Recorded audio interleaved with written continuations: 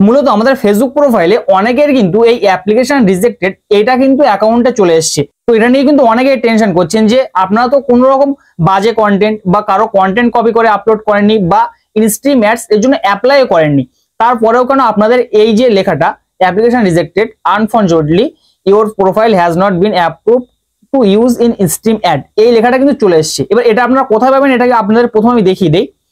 তো এর জন্য আপনারা আপনাদের ফেসবুক বা পেজ যেখানেই আছেন এখন প্রোফাইলে চলে আসবেন। এবার দেখতে পাবেন যে সি ড্যাশবোর্ড আছে, সি ড্যাশবোর্ডে একবার ক্লিক করবেন।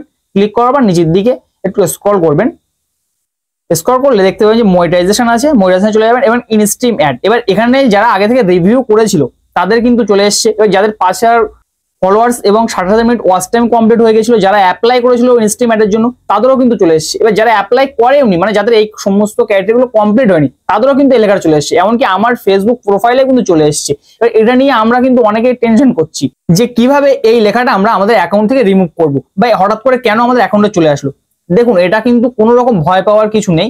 এটা যাদের এখানে কিন্তু অ্যাপ্লিকেশন অন হোল্ড এরকম ধরনের কিছু লেখা এবং তারপরে যাদের তারিখ দেওয়া থাকছে তারা কিন্তু সেই নির্দিষ্ট তারিখের পরে কিন্তু অ্যাপ্লাই করবেন। এবং যাদের কোনো রকম তারিখ বা কোনো কিছুই দেয়নি তারা কিন্তু এই প্রবলেমটা খুব দ্রুত সলভ করতে পারবেন। কিভাবে সলভ করতে সেটা কিন্তু দেখিয়ে দিচ্ছি।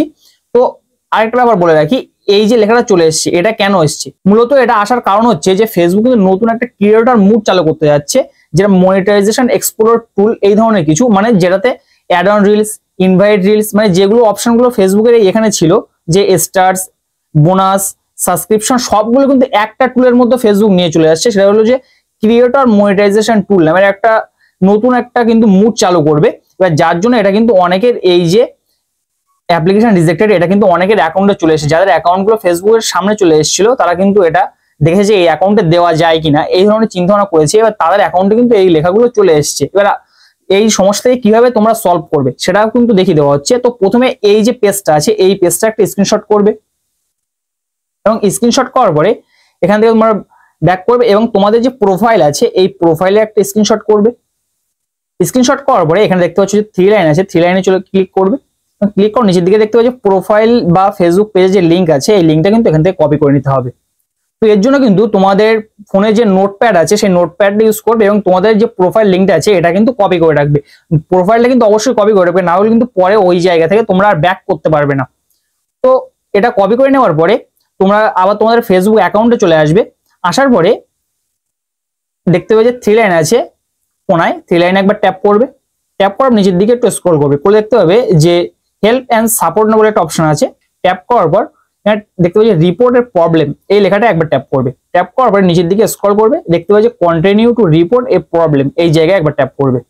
ট্যাপ করবে কিন্তু একটু প্রসেসিং হবে, মানে একটু ওয়েট হবে এবং তারপরে এই একটা লেখা চলে আসবে। তোমরা কিছু করার দরকার নেই, এখান থেকে জাস্ট দেখতে পাচ্ছি ইনক্লুড বলে লেখা মার্ক হয়ে আছে, হাইলাইট হয়ে আছে, এই ইনক্লুড এই লেখাটাতে ক্লিক করবে। এবং তোমরা যদি প্রোফাইল থেকে বা পেজ থেকে যে জায়গা থেকে অ্যাপ্লাই করতে চাও বা যেখান থেকে অ্যাপ্লাই করছো, তো যেহেতু তোমরা পেজে অ্যাপ্লাই করবে এখান থেকে নিচের দিকে স্ক্রল করবে, দেখতে পাচ্ছি পেজেস আছে, নিচের দিকে প্রোফাইল আছে। এবার যে সমস্যার জন্য করবে, তো পেজের সমস্যা হয়েছে আমার, তো পেজের জন্য পেজেসে আমি একবার ট্যাপ করব। ট্যাপ করার পর এখান থেকে কিন্তু আমার ইস্যুটা লিখতে হবে যে কি কারণে আমি এটা অ্যাপ্লাই করছি। এই লেখাটা কিন্তু তোমরা আমার ডেসক্রিপশনে পেয়ে যাবে, যে লেখাটা আমি এখানে লিখে দিচ্ছি। তো দেখতে পাচ্ছ যে এখানে একটা লেখা কিন্তু আমি পেস্ট করে দিয়েছি। এবার তোমরা কিন্তু ঠিক এই ধরনের একটা লেখা, তো যে লেখাটা কিন্তু আমি ডেসক্রিপশন বক্সে অলরেডি দিয়ে রেখেছি, তোমরা কিন্তু ওখান থেকে কপি করে নেবে। এই পুরো লেখাটা কিন্তু এখান থেকে নিয়ে নেবে। নেওয়ার পরে এই ফেসবুক টিম যেখানে আছে এখানে ফুল স্টপ দেওয়ার পরে যে তোমার প্রোফাইল লিঙ্কটা তুমি নোটপ্যাডে রেখে দিয়েছিলে সেই নোটপ্যাডে একবার চলে আসবে এবং আসার পরে এখান থেকে এটা কপি করে নেবে। সম্পূর্ণটা কপি করে নিয়ে ঠিক এই জায়গায় এটা কিন্তু পেস্ট করে দেবে। পেস্ট করে দেওয়ার পরে আপলোড ফ্রম ফোন, মানে এখানে কিন্তু ফটো আপলোড করতে হবে।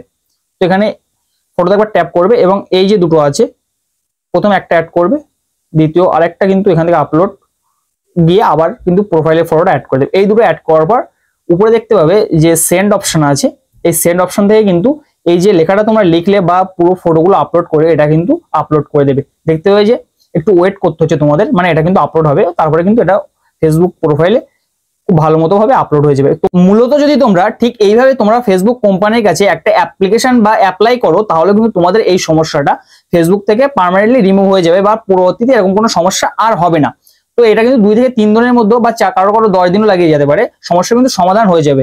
তো ভিডিওটা কিন্তু অনেকের কাজে আসতে পারে, ভিডিওটা কিন্তু অবশ্যই শেয়ার করে দিয়ে যাবে এবং যদি চ্যানেলে তোমরা প্রথমবার এসে থাকো চ্যানেলটা অবশ্যই সাবস্ক্রাইব করবে দেখা হবে পরবর্তী কোনো ভিডিওতে। ততক্ষণ ভালো থাকবে সবাই, সুস্থ থাকবে সবাই, আল্লাহ হাফেজ।